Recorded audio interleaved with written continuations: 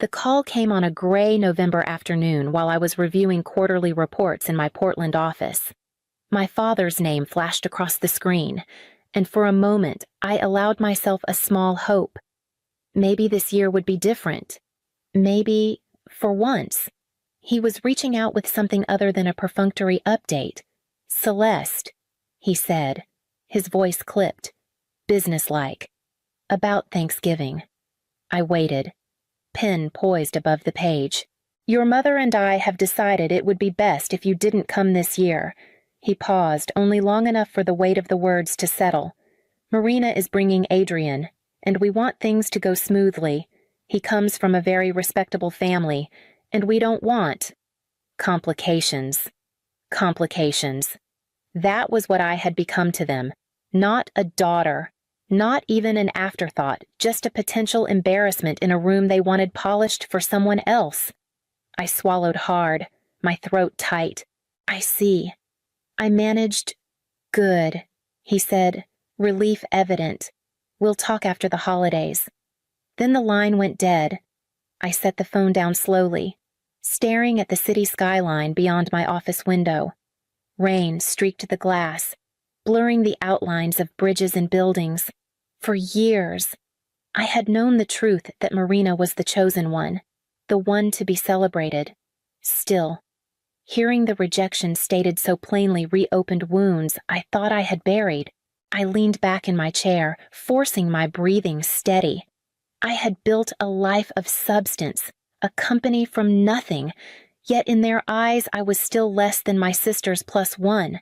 The old ache of invisibility pressed in, but beneath it, something else flickered a spark I hadn't felt in years, and with that spark, memories I had tried to leave behind began to stir.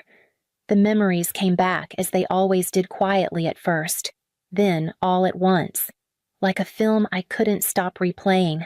Eugene in the late 90s smelled of wet pine and wood smoke, but inside our house it was all about Marina. My sister's piano recitals drew a crowd of parents, teachers, and neighbors who clapped as though she were destined for Carnegie Hall. When she traded piano keys for tennis rackets, Dad drove her to lessons 3 times a week and cheered from the sidelines, rain or shine. I remember standing by the kitchen doorway, holding the program from my debate tournament, waiting for someone to ask how it went. They never did. Mom was fussing with Marina's costume, Dad reminding her to smile for the camera, and I learned that silence was easier than asking for space that was never offered. By the time Marina turned 16, there was a shiny silver Honda parked in the driveway with a bow on top. "She'll need it to get to practice," Dad explained, his arm draped proudly around her shoulders. When I asked about a car for myself, he shook his head. "You're resourceful, Celeste. You'll figure something out." And I did walking, biking, scraping together money for bus fare while working after-school shifts at the local diner. College was no different. The savings account my parents had built for Marina's tuition had been accumulating since she was born. When it came time for me, Dad's words were blunt. "We always knew Marina would need more support. You've always been independent." Independence, their word for neglect, became the foundation of my life. Scholarships, loans, part-time jobs I pieced together what they wouldn't give. And though I carried resentment, I also carried a fire that no one else could claim credit for lighting. That fire smoldered through every sleepless night and every rejection, preparing me for the life I was determined to build far beyond Eugene. Oregon State was where I learned how far exhaustion could stretch a body. My days started before sunrise at the campus library, shelving books for minimum wage. Afternoons, I served coffee at a crowded cafe near downtown Corvallis. Evenings, I closed shifts at a diner off Monroe Avenue. In between, I crammed lectures, labs, and any spare moment I could steal to practice coding on a second-hand laptop that overheated if I pushed it too hard. Sleep became optional. Determination was mandatory. I told myself that if my parents couldn't or wouldn't invest in me, I would invest in myself until there was nothing left to give. 4 years blurred into one long grind, but I walked across that stage with honors. a degree in computer science and business administration clutched in my hands. After graduation, I moved north to Portland and found work at a small startup tucked into a converted warehouse. The pay was barely enough to cover rent in a crumbling studio, but the work was priceless. I stayed late after everyone left, teaching myself the systems they used until I understood them better than the managers who signed my paychecks. My weekends were spent sketching out ideas that no one asked for, chasing the notion that I could build something different, something sharper. Meanwhile, Marina floated. One month she was interning at a boutique fashion line in Los Angeles. The next, she was curating social media content for an influencer she claimed was about to blow up. She sent glossy photos from rooftop parties, her life lit in neon. While I coded through the night with takeout cartons piled at my desk, I stopped waiting for my parents to notice the difference. Their calls were filled with Marina's stories, her supposed adventures, while I bit my tongue and turned my silence into fuel. By the time I pitched my first product to investors, I was used to skepticism. They saw a young woman with no safety net and no last name that opened doors. But I knew how to push through doubt. I had been doing it my whole life, and I wasn't about to stop. Thanksgiving morning crept in under a sky the color of steel. From my Pearl District apartment, I could hear the faint echo of parade coverage drifting from a neighbor's television. I tried to ignore it, burying myself in work, but the notifications buzzing on my phone betrayed me.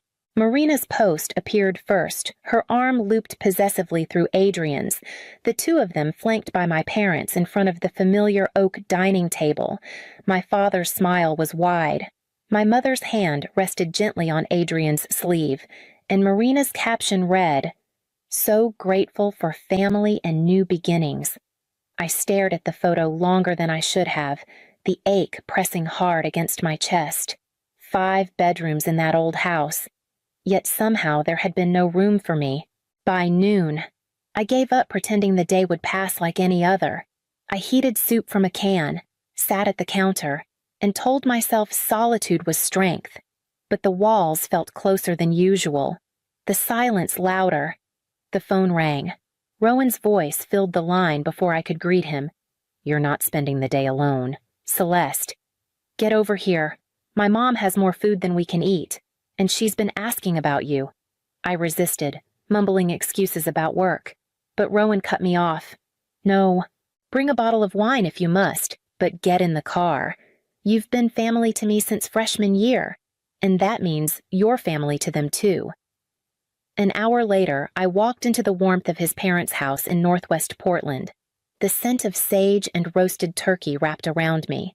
Rowan's nieces darted between adults carrying plates, and his father carved meat with the practiced ease of decades. A place was set for me without question, a glass filled before I asked. I laughed more than I expected. Listening to stories that weren't mine yet still made room for me. Rowan's mother pressed a second slice of pie into my hands, saying simply, "Eat. You belong here." That night, driving home past streets strung with holiday lights, I realized belonging wasn't about bloodlines. It was about doors that opened and chairs that stayed empty until you arrived. And as December approached, I buried myself once more in work, certain I would need that reminder soon. December blurred into long nights at the office, my team pushing to close out contracts that would shape the next year. When the signatures finally dried, we had secured deals with 2 major West Coast firms' partnerships that would take our platform from promising to indispensable.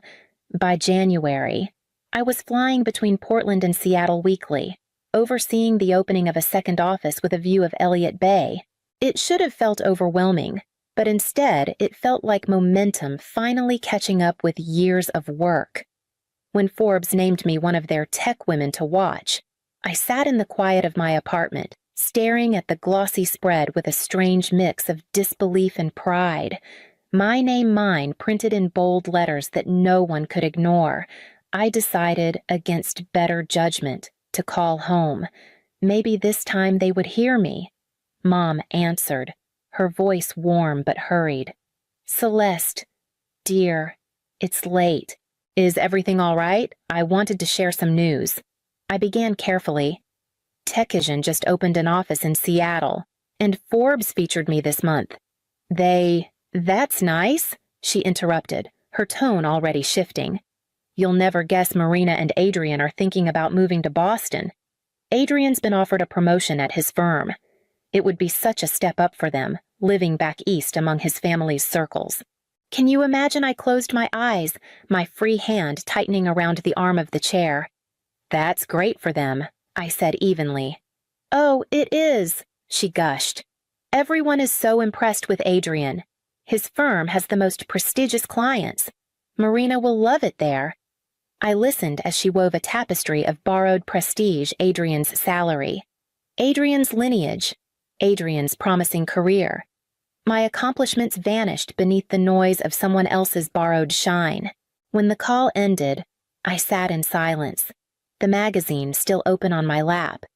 The world outside my family saw me, celebrated me, validated the years of sacrifice. Yet in the house where I had once begged for recognition, nothing had changed. Marina remained the star, even when the light was only reflected from someone else. I folded the magazine shut and set it aside. If their attention came only through Adrian's shadow, then I would stop seeking it. My worth wasn't theirs to acknowledge or erase. By February, contracts multiplied, new hires filled the Seattle office, and I worked later than ever.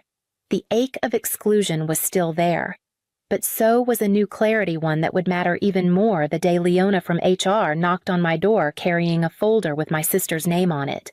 It was a wet February morning when Leona tapped on my office door, a folder tucked under her arm. She had that half smile she wore when something was amusing but also delicate. I gestured for her to come in, bracing myself for whatever curveball the day had decided to throw. We've been narrowing down applications for the senior strategy role, she began, placing the folder on my desk. I thought you might want to see this one yourself. I flipped open the file and froze. At the top, in bold letters, was my sister's name, Marina Hartwell. Her resume was polished, the formatting crisp, but the content was another matter. Executive consultant at a boutique firm that had long since folded. Lead strategist on campaigns I knew she had merely tagged along for. Skills listed as though she were fluent in languages of code she had never studied. It was the same Marina I had always known, confidence first. Substance optional. I looked up at Leona, who raised an eyebrow. She applied through the general portal. I don't think she realized who sits in this office. Of course she hadn't. My public profile was sparse, the press releases often using my middle name, Victoria, for privacy. To Marina, Techvision was just another company hiring, another rung she could skip to reach the top. For a moment, old resentment flared. After all the years she had been lifted at my expense, here she was again, reaching for something I had built with no acknowledgement of what it cost me. I closed the folder gently, treat it like any other application. I said, if she doesn't meet the criteria, she doesn't move forward. Leona studied me carefully, as if measuring whether I meant it. All right, we'll handle it by the book. When she left, I sat staring at Marina's name on the resume, the edges of the paper still warm from my hands. The irony was almost too sharp, banned from Thanksgiving because of her successful boyfriend, and now she was knocking unknowingly on my door for validation. And fate, it seemed, was about to hand us both a reckoning neither of us had asked for. The following afternoon, I took my seat at the far end of the conference table, introduced only as part of the leadership team observing interviews. From my vantage point, I watched Marina sweep into the room, her heels clicking confidently against the polished floor. She carried herself as if she already belonged, her smile bright and rehearsed. The panel began with the usual questions. Devin, our technical director, asked her to walk through a project where she had managed complex systems.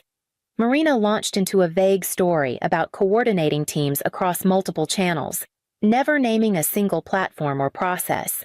When pressed about methodologies, she brushed it off with a laugh. I don't get lost in the weeds. My value is vision and connections. details are for the technical staff. Sophie, our senior strategist, exchanged a glance with Devon, both of them unimpressed.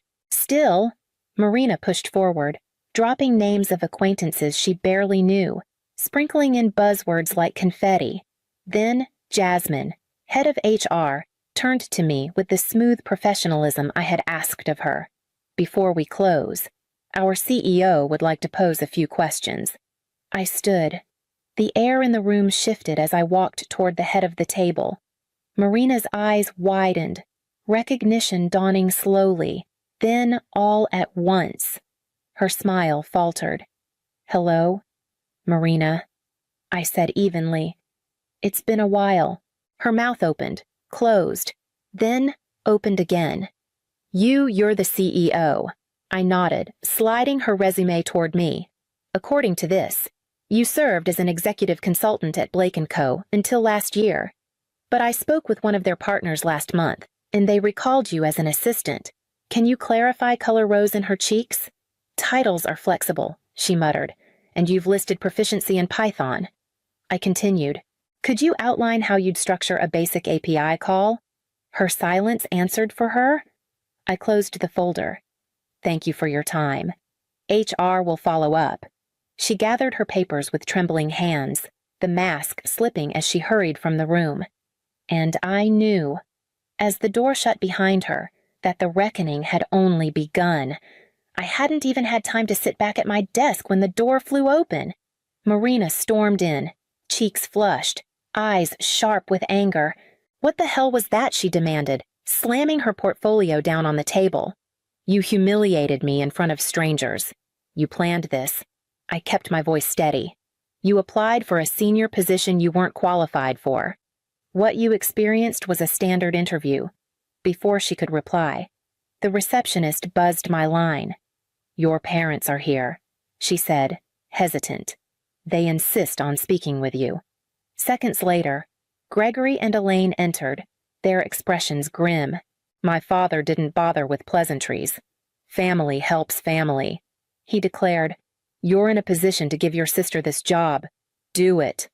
I rose slowly, meeting his eyes. "This company stands on merit, not favors. I won't undermine what I've built to protect Marina from consequences." Elaine tried to soften the blow.